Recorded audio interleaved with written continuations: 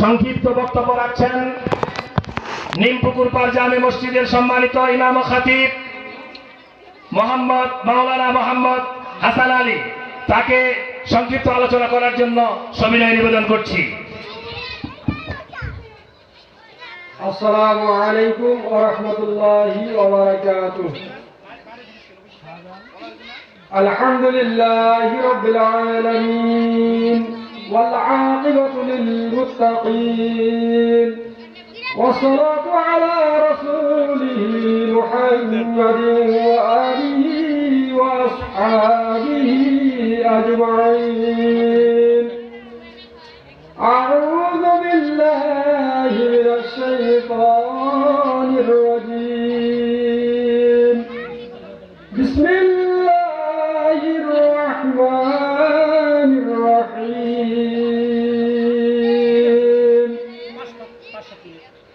قد أفلح المؤمنون الذين هم في صلاتهم خاشعون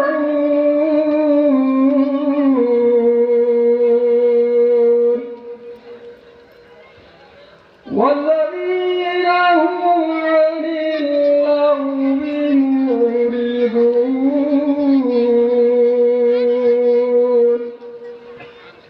والذين هم للزكاة فاعلون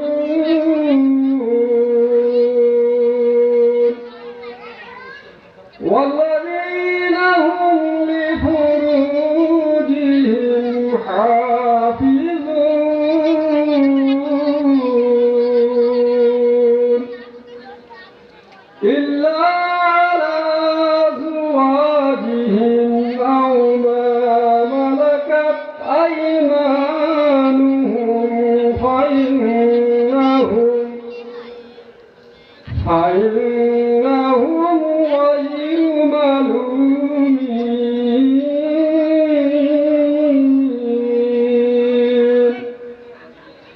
فمن ابتغى وراء ذلك فأولئك هم العادون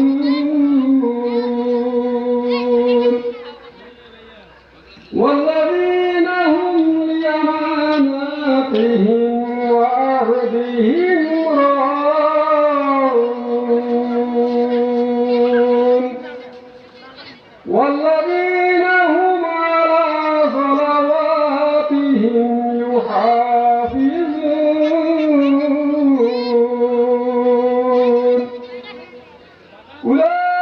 أولئك هم الوارثون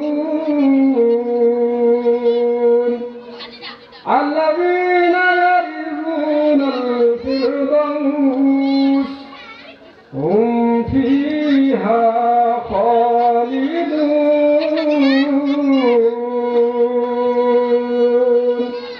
صدق الله العظيم.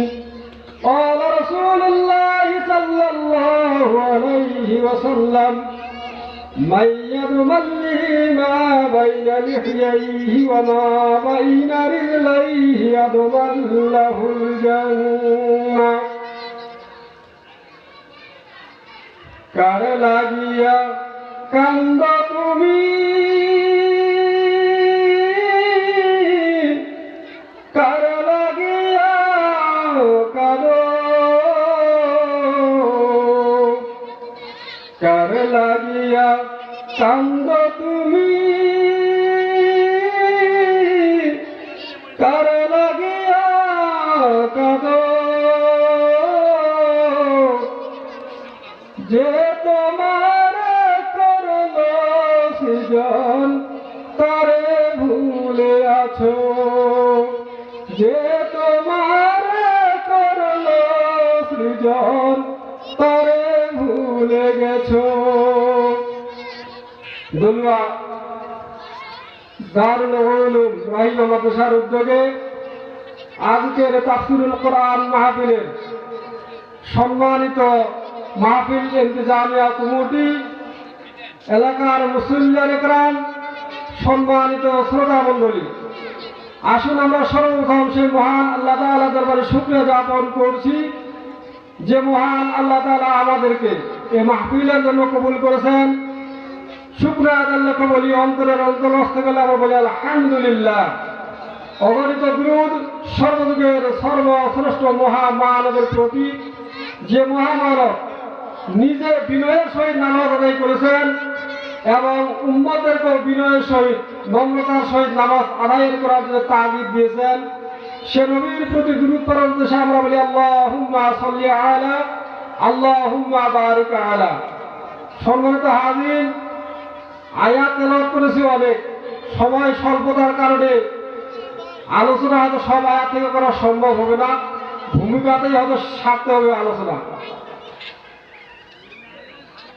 যতদূর পারি আল্লাহ যতদূর তৌফিক দান করেন, আল্লাহ তাআলা যেন যেই কথাগুলো তারা আপনার আমার ঈমান বৃদ্ধি পায়, সেই কথাগুলো যেন আল্লাহ তাআলা আমার জবান দিয়ে বের করেন।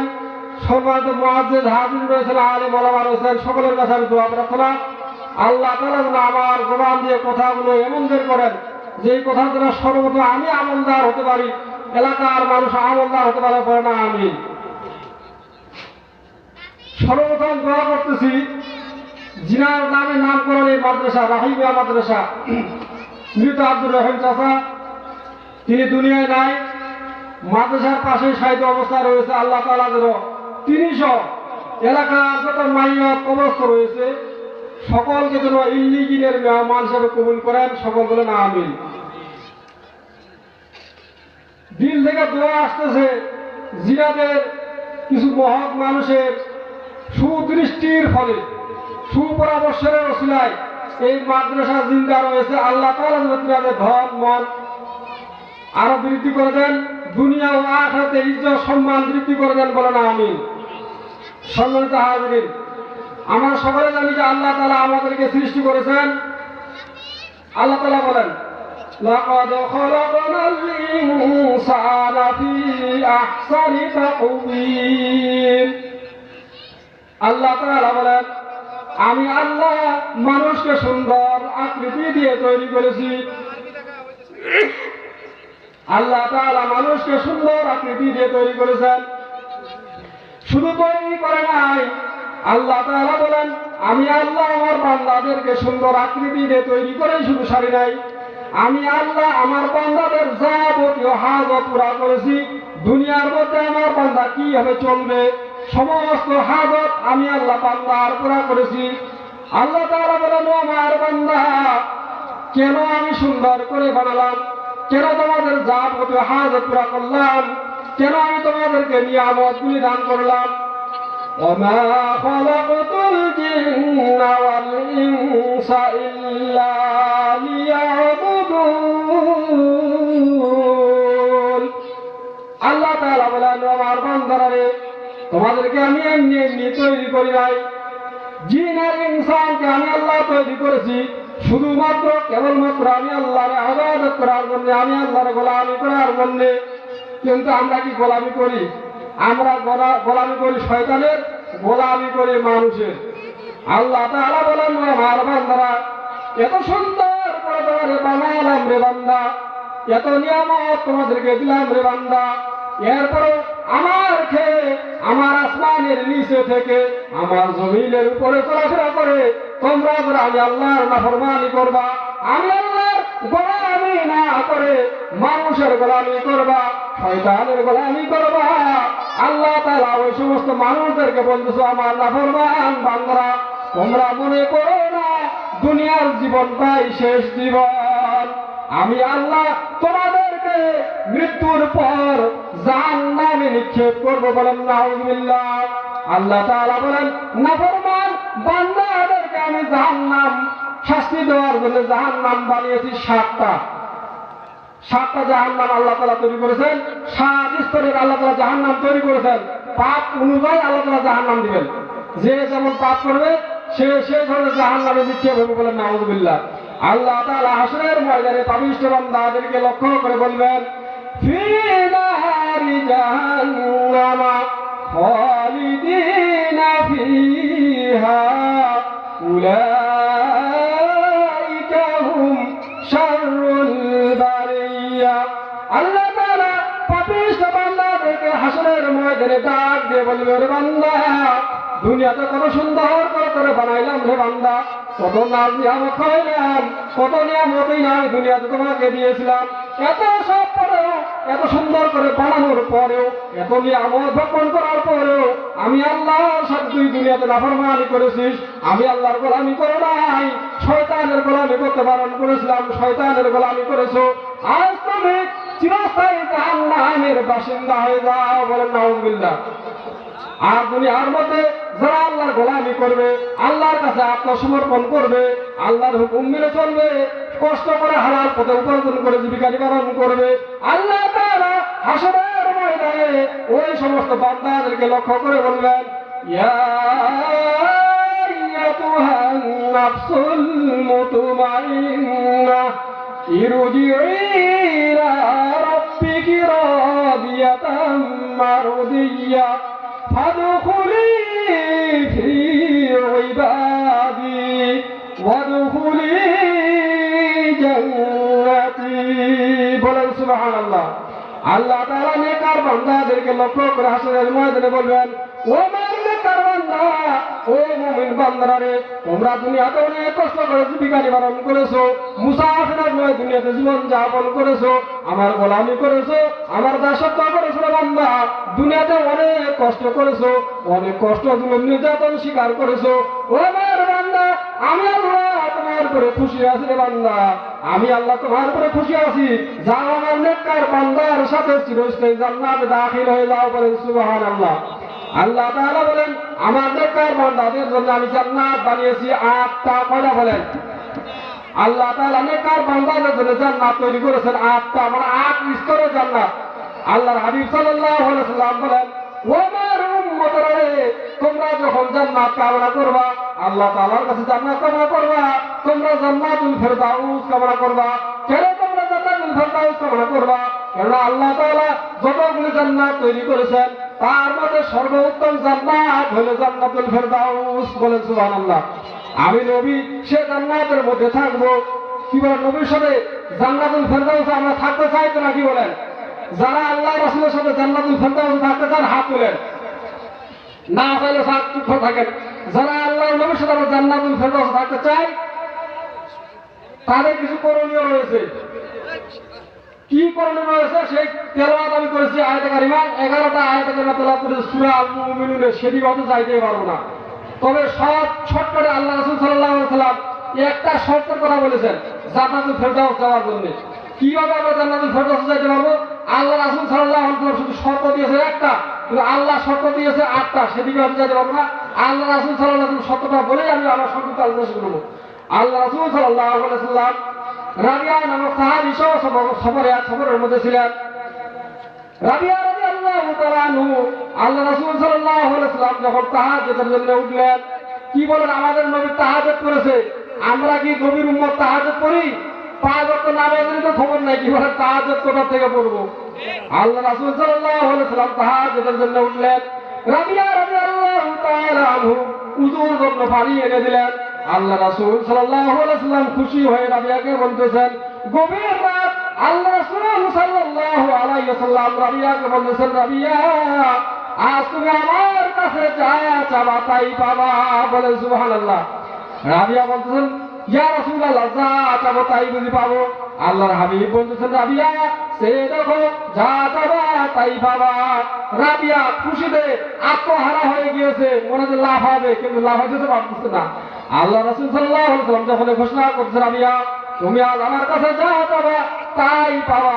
রাবিয়া বলতেছেন মনে মনে, এই সুযোগ তোর হাত ছাড়া করা যায় না। কি বলে? আমাদেরকে যদি বলতো তাহলে আমরা কি চাইতাম? আমরা হয়তো বলতাম যে সিঙ্গাপুরে মিন শহরে 20 তলা একটা বাড়ি লাগবে। কি বলেন? মিন শহরে একটা 20 তলা ফ্ল্যাট লাগবে। আর কোন এক দেশের কোন প্রধানমন্ত্রীকে যদি বলতো, কোন এক দেশের সাবেক প্রধানমন্ত্রীকে যদি অফারটা দেওয়া হতো, তাহলে সে বলতো কিয়ামত পর্যন্ত হায়াত চাই, কিয়ামত পর্যন্ত দেশটা শাসন করতে চাই। আর কয়েকটা আয়না ঘর হলে চলবে আর কি। বলেন রাবিয়া রাদিয়াল্লাহু তাআলা আনহু, শুধু তিনি নয়, সাহাবা আজমাইনরা তাদের চাওয়া পাওয়া আশা আকাঙ্ক্ষা সব ছিল আখিরাত ভিত্তিক। কিন্তু আমরা নবীর উম্মত, আমাদের চাওয়া পাওয়া আশা আকাঙ্ক্ষা সব দুনিয়া ভিত্তিক। রাবিয়া রাদিয়াল্লাহু তাআলা আনহু চিন্তা করলেন, বিশ্ব নবী যে আমাকে এত সুন্দর একটা অফার দিয়েছে, এর সুযোগ তো আর হাতছাড়া করা যায় না। রাবিয়া রাদিয়াল্লাহু তাআলা আনহু বলতেছেন, ইয়া রাসূলুল্লাহ, ইয়া হাবিবাল্লাহ, এই অফার যদি আপনি আমাকে দিয়ে থাকেন, আমি রাবিয়ার জীবনে একটাই আশা, আমি রাবিয়ার জীবনে একটাই আকাঙ্ক্ষা, আমি রাবিয়ার জীবনে একটাই চাওয়া পাওয়া, ইয়া রাসূলুল্লাহ, আপনার সাথে আমি জান্নাতে থাকতে চাই। বলেন সুবহানাল্লাহ। আল্লাহর হাবিব সাল্লাল্লাহু আলাইহি ওয়াসাল্লাম রাবিয়ার দিকে দেখে মুস্কি হাসলেন। মুস্কি হেসে বলতেছেন, রাবিয়া রে, এ বুঝি তোমার চাওয়া পাওয়ার রাবিয়া? রাবিয়া রাদিয়াল্লাহু তাআলা আনহু বলতেছেন, ইয়া রাসূলুল্লাহ, এটাই আমার জীবনের একমাত্র চাওয়া, একমাত্র পাওয়া। আপনার সাথে আমি রাবিয়া যদি জান্নাতে যেতে পারি, তাহলে আমি রাবিয়া তো ধন্য হয়ে যাব, আমার আর কি দরকার? আল্লাহ রাসূল সাল্লাল্লাহু আলাইহি ওয়াসাল্লাম বলতেছেন, রাবিয়া, এ যদি তোমার মনের আশা হয়, এ যদি তোমার মনের আকাঙ্ক্ষা হয় রে রাবিয়া, তাহলে তোমাকে একটা শর্ত মানা লাগবে। কয়টা শর্ত বলেন? মাত্র একটা শর্ত দিয়েছে। কি বলেন? আমরা একটা শর্ত, যদি শুধু রাবিয়ার জন্য এটা প্রযোজ্য নয়, আমরাও যদি এই একটা শর্ত মানতে পারি, আমরা নবীর সাথে জান্নাতুল ফেরদাউসে থাকতে পারবো। কি বলেন? একটা শর্ত আমরা মানতে রাজি আছি তো? কি বলেন? যদি রাজি থাকেন তাহলে প্ল্যানটা করি, নাহলে অন্য বয়ারে ধরি। রাবিয়া রাদিয়াল্লাহু তাআলা আনহু বলতেছেন, ইয়া রাসূলুল্লাহ, আমার জীবনের এটাই আশা, আমি আপনার সাথে জান্নাতে থাকতে চাই। আল্লাহ রাসূল সাল্লাল্লাহু আলাইহি ওয়াসাল্লাম বলছেন, রাবিয়া, এ যদি তোমার মনের আশা হয়, তাহলে তোমাকে একটা শর্ত মানা লাগবে, আর সেই শর্তটা হলো তোমাকে বেশি বেশি সিজদা দেওয়া লাগবে। কি দেওয়া লাগবে?